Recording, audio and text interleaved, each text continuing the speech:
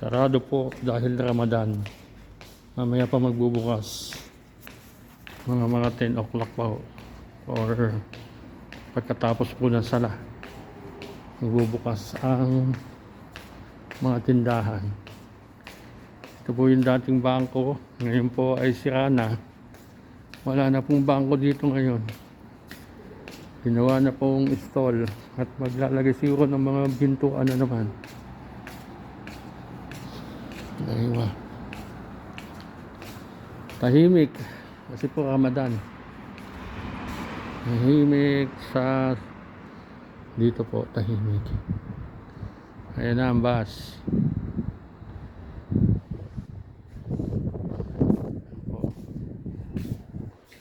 Tahimik eh. Ayan ang bus. Ang bus oh.